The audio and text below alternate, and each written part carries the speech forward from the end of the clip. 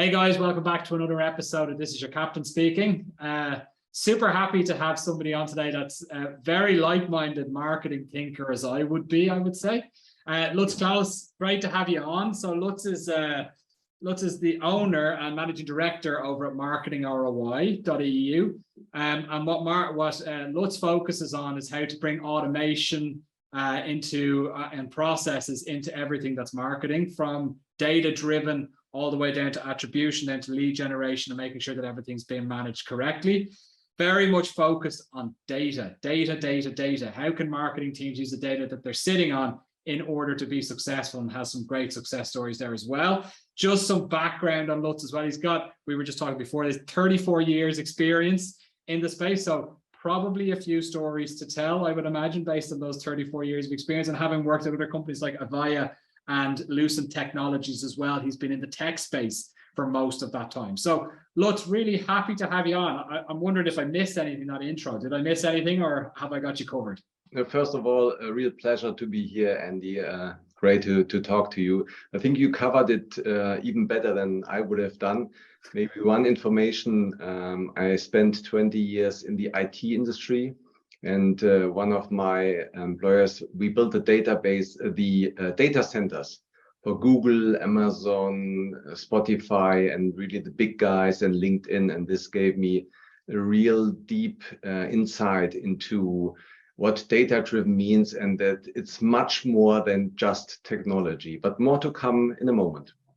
Good. Okay, well, let's stick with the data piece then, right? So I think that most marketers think that they're data-driven. Right. However, this is far from the truth. I think you would probably agree with that, right?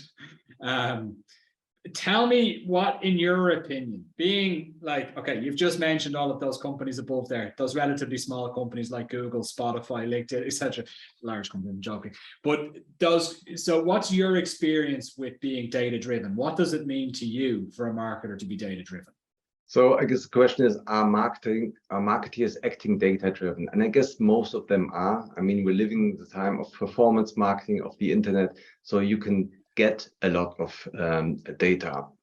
The key question and underlying point is how you take decisions. Is it truly based on data, or are we investing because we always did it and sales or the management wants it? Data tells us the truth. It's not always friendly, but it is our ally on how we improve over time.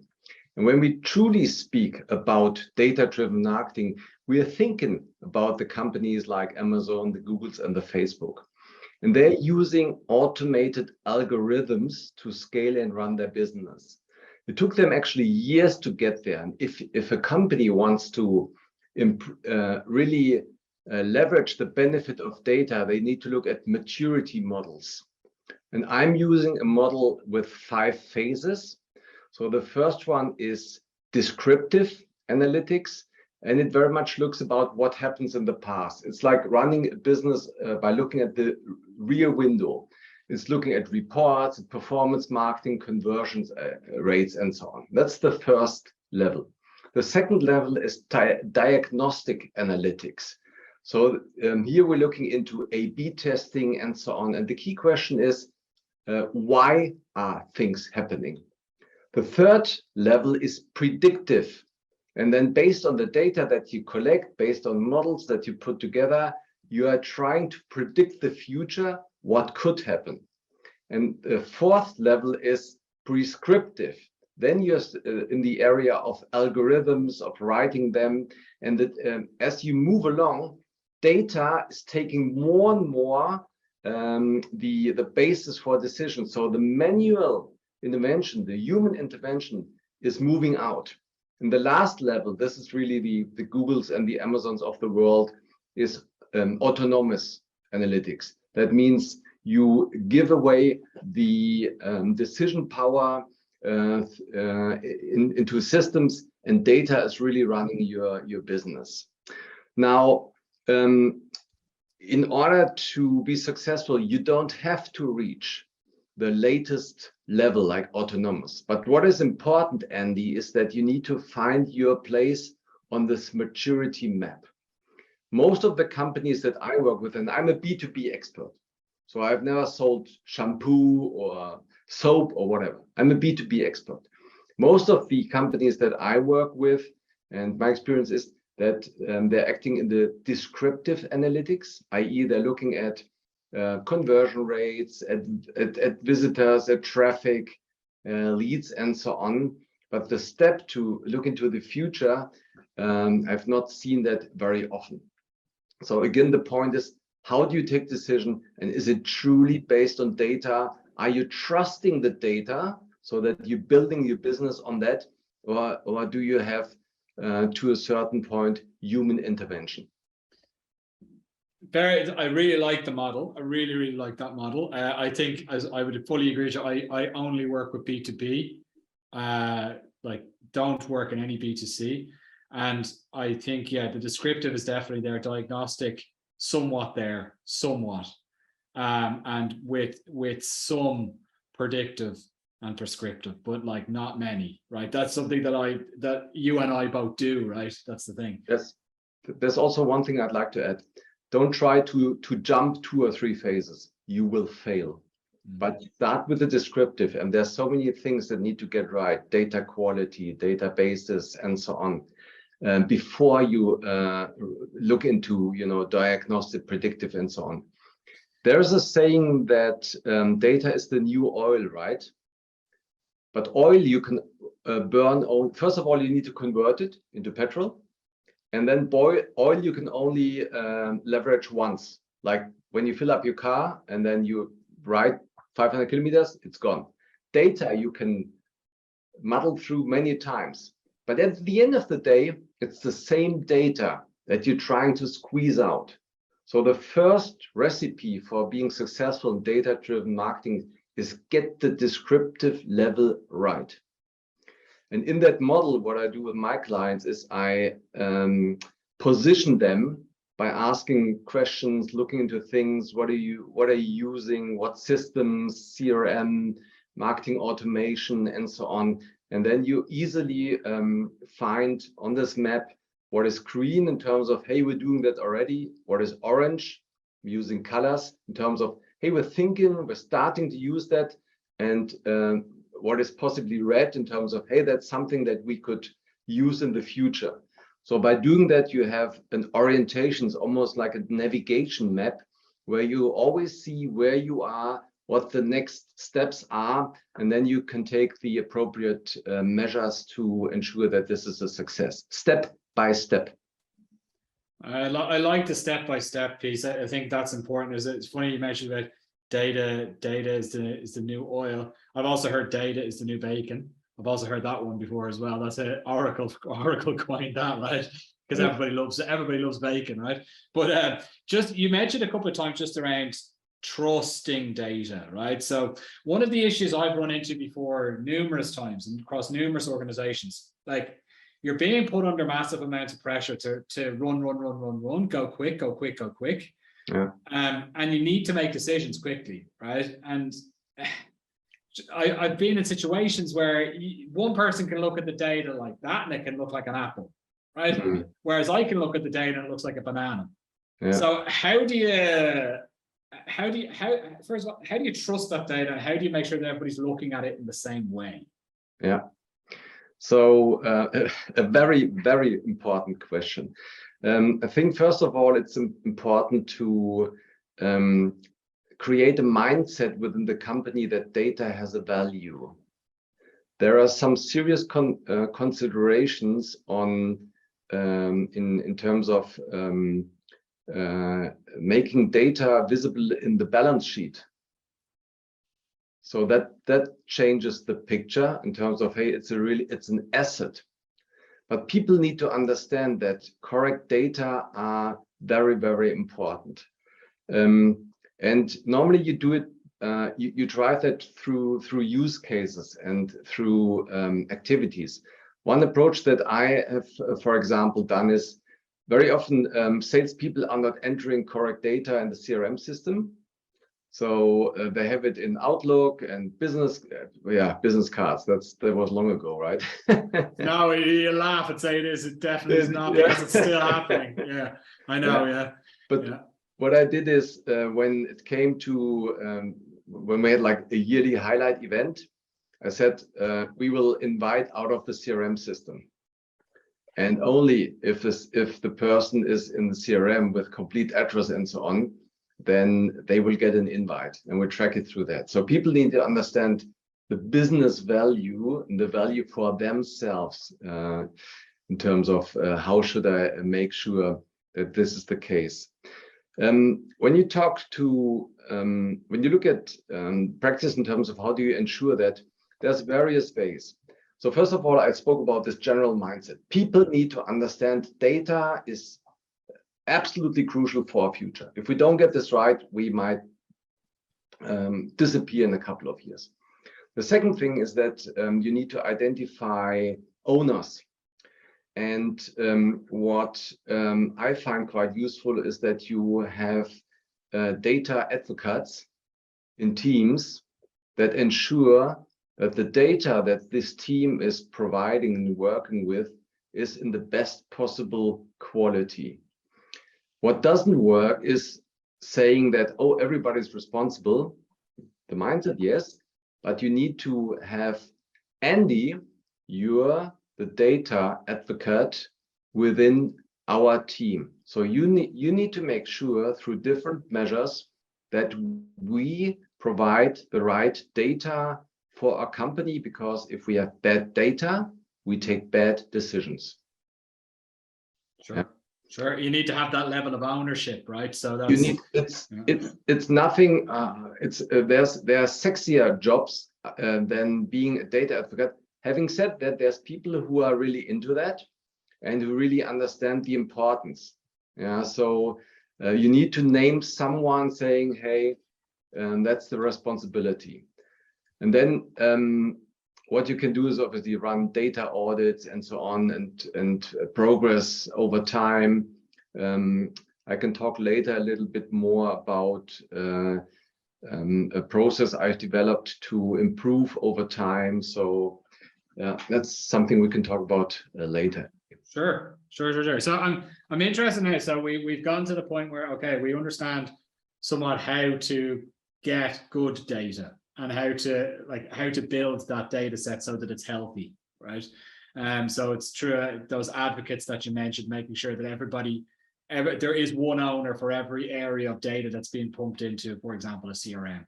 Yeah. So if there's a sales team, somebody on the sales team needs to be the owner for the sales data. If there's a customer success team, then somebody on the customer success team needs to be the owner for that data. Same goes with marketing and finance, etc., right?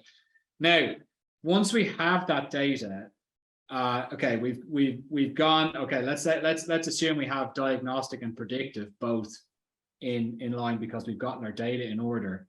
When it comes down to being actually able to do things with that data, like you speak a lot about automations, for example, or automating the marketing process.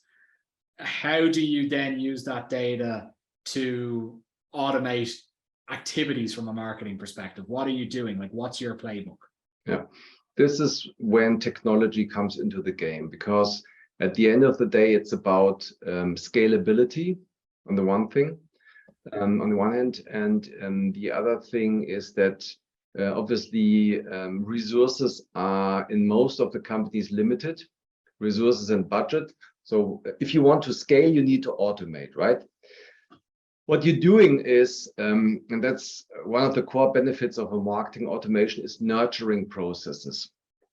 And one challenge that B2B companies have is the quality of leads that are handed over to the sales teams. When you talk about processes, interfaces are always areas of failure, right? And what you can do is through automation, you can nurture prospects so that they are ready to talk to sales, and you can use something which is a classic way to automate and to be data-driven, which is called lead scoring. So what you're doing is you are trying to read the digital behavior of prospects. And to provide a concrete example, when I speak to my clients, I always ask the question, how many people do you have on the website? And sometimes they say, you know, 10,000, 50,000, 100,000, and it's very often it's an enormous amount. And then the next question is, how much percent do you convert into leads? And then there's normally silence. Mm-hmm. And then there's 1%, 2%. I never heard something more than 3%. Never ever. Then you think, all right, 100,000 visitors and 1 or 2%. I mean, come on. With B2B, they have an interest. So yes, we have job seekers and journalists and so on, but the majority should be interested in your product. So how can we make sure that this is happening? And this is when marketing automation comes into the game, because by providing right hooks, interesting topics, and then call to actions, you're trying to pull an anonymous contact into a nurturing stream, so that, for example, they download a white paper, they attend a webinar, and so on. And once you've done that, you have identified that. So attract customers, identification, that's, by the way, an area that many companies kind of deprioritize. That's important to understand who are we talking to. Then once you've done that, you can run nurturing campaigns, automated, and use lead scoring to read the digital behavior of people, and then identify who is really ready for prime time, who's ready for a sales conversation. One of the key benefits of that is you don't have to do always something so that you get results. So in the minds of people, marketing, very often it's still, we need to do outbound. So only if we do a campaign or an event, we'll see the results. No, that's no longer true. You need to find the right mix between inbound and outbound. And if you set automation right up, then you get an ongoing stream of leads, even without doing anything. They fall out of the system. And that's obviously a desirable state that companies want to be in.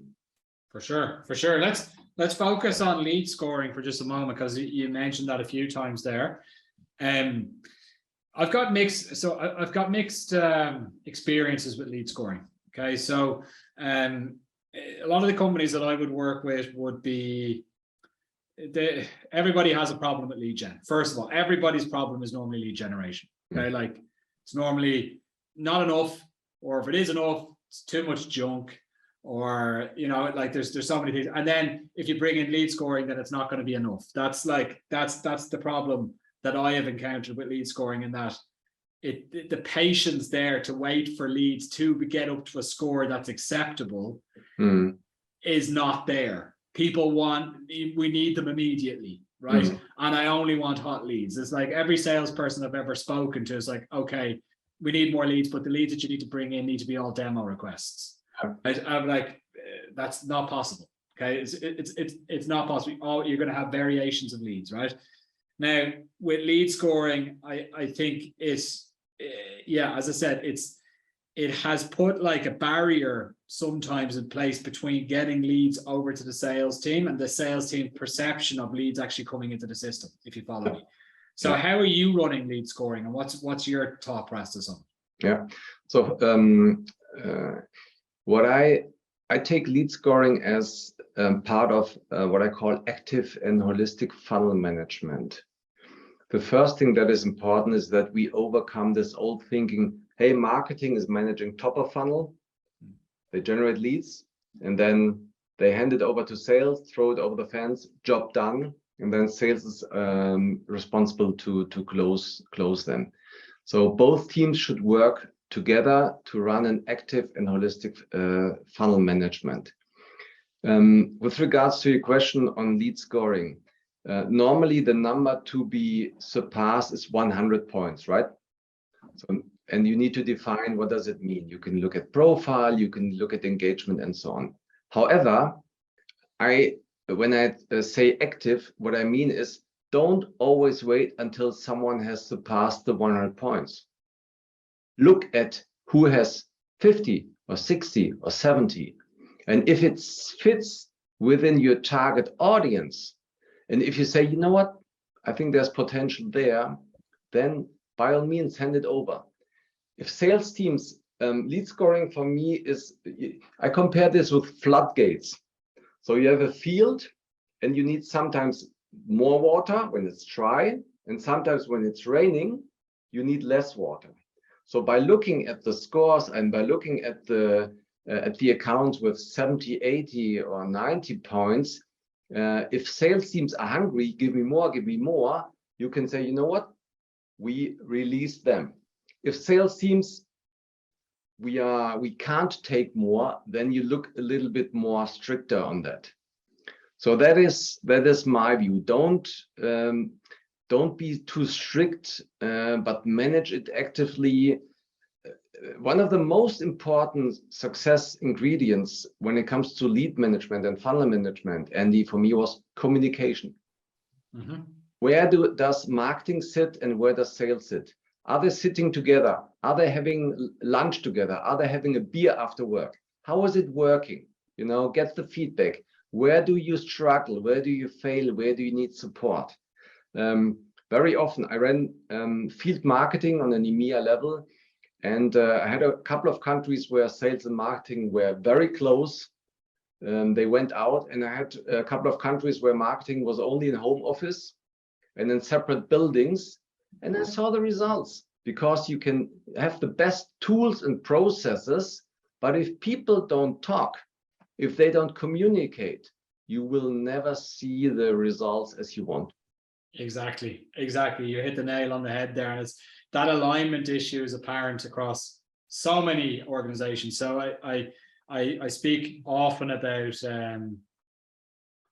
sales and marketing alignment. Gartner did a study of over 100,000 sales and marketing teams a couple of years ago, and they found that only 8% of companies actually had alignment between their sales and marketing teams. And that alignment is, do they actually talk to one another? It's as simple as that, right?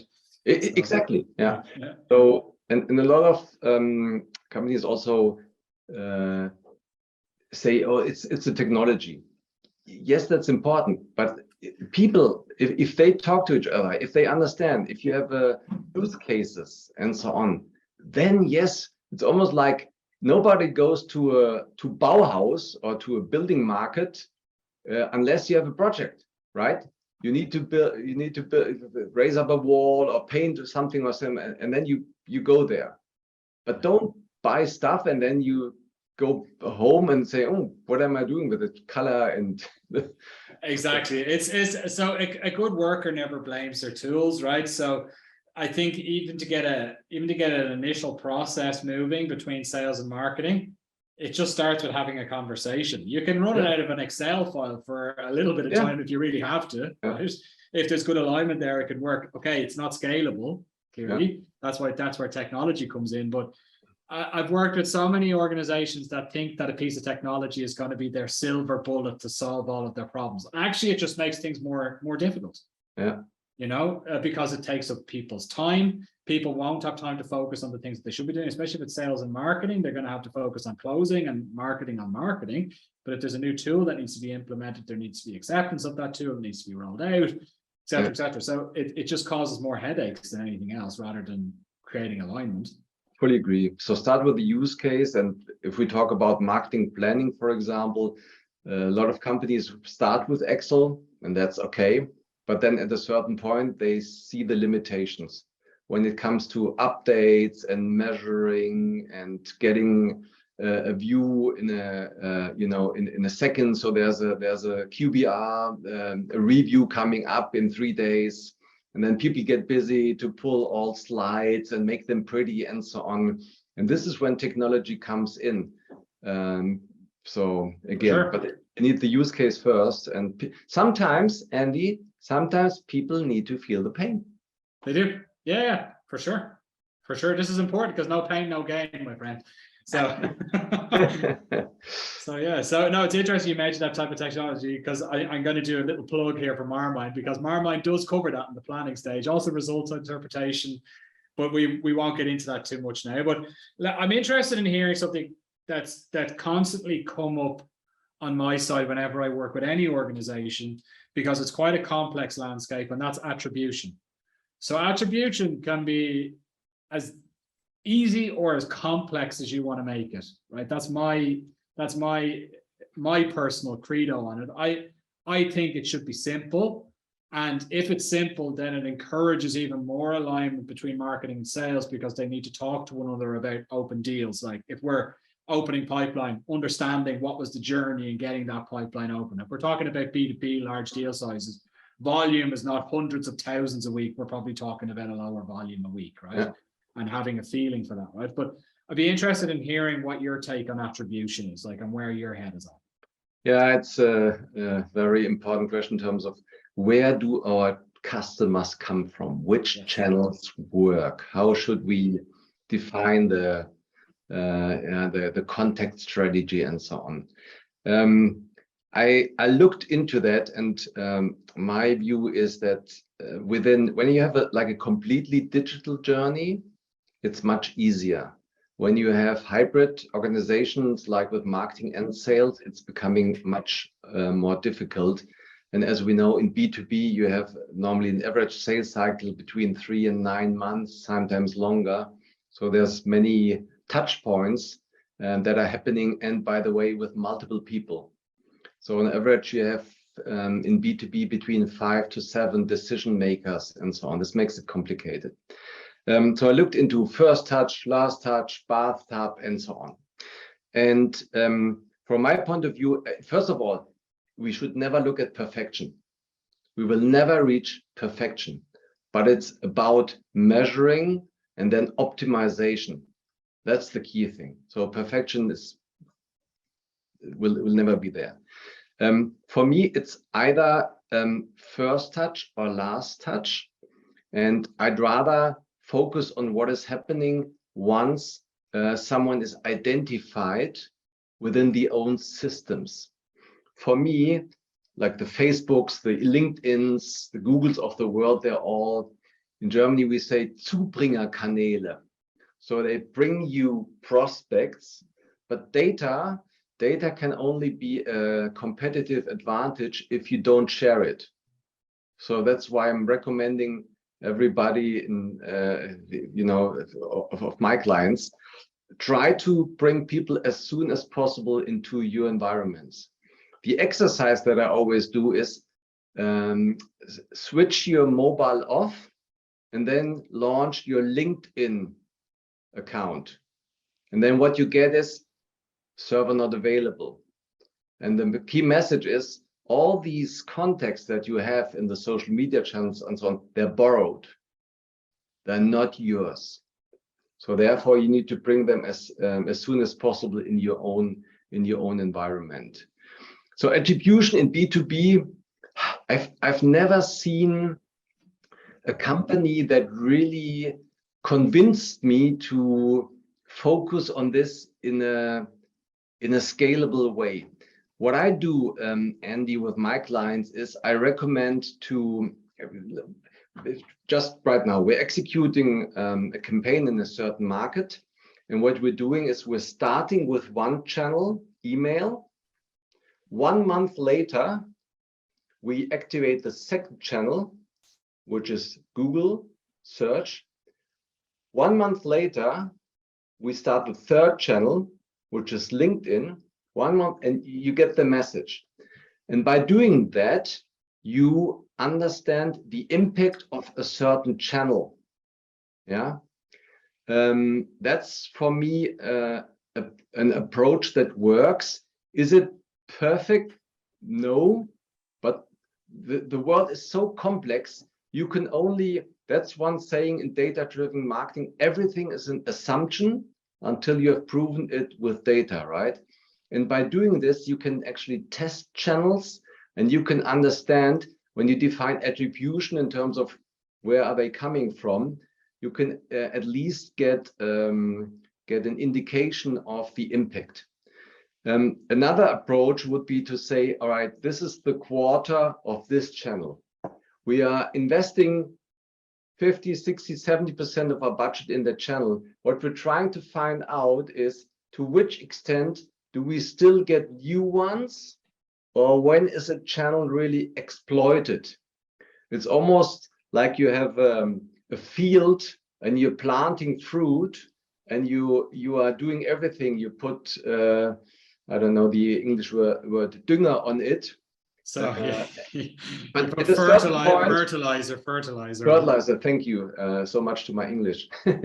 Fertilizer. But at a certain point, the harvest is not growing anymore. So by taking this approach in terms of, hey, this is the quarter of this channel, you can actually test out to which extent it makes sense to invest there, and where you're saying, that's it. So we now understand and we find for this channel the right balance in our investment mix. I like that approach of the sort of rolling out different channels month on month to see what type of impact, because as well, what I've seen often is that it's normally not just the one channel, it might be a combination of channels. Yeah. So you could see by compounding a couple together, you see, oh, you know what, I've had LinkedIn and Google running, and now I've turned on Facebook and things have started to go a little bit crazy. If I turn off LinkedIn, what happens then? If it goes down, okay, turn back on LinkedIn. Those three as a combination seem to be working pretty well. Yeah. Yeah, I like that. Everybody has a different media preference, right? And that's what we need to understand. It also has to do with prioritization. So what I recommend is everybody is aware of personas, right? So most companies have developed them. Very often they are developed and then put in the cupboard somewhere. They're not used. Use them, undust them, right? And have a conversation with sales. So on average in B2B, there's between 5 and 7 decision makers in terms of the purchasing process. It varies also on the size of the business. Doesn't matter. So identify who are the personas, and then identify, as you map out the customer journey from, I understand I have a need, I'm investigating the market, I'm identifying solution providers, I'm doing testing, I'm taking a decision. Identify which persona has which relevance in which phase. Because my experience is that normally you have 1 or maximum 2 personas at the very beginning. So they start the process, the purchasing process. And if you identify them, then you can much better target your investments, for example, on LinkedIn or on Google and so on, rather than, going broad. Sure. So that's one approach which also helps. And then once this person is intrigued and you get them in the purchasing process, then you can take other measures. But identify who's responsible, who's the key stakeholder at the beginning, and try to convince them, and the rest follows. Perfect. Okay, Lutz, I think we've come just to the end of it here. So I really appreciate all of your descriptions there, and also all of the advice that you've given to the listeners here. It's been super interesting. I'm actually going to take away some of the stuff myself and give it a try as well. So I really appreciate you taking your time out of your day to come and speak with me. So thank you so much. It was my pleasure, Andy. Perfect. Okay, guys, this has been another episode of This Is Your Captain Speaking. Tune in again next week for more content. Thanks, Lutz. Bye-bye. All the best.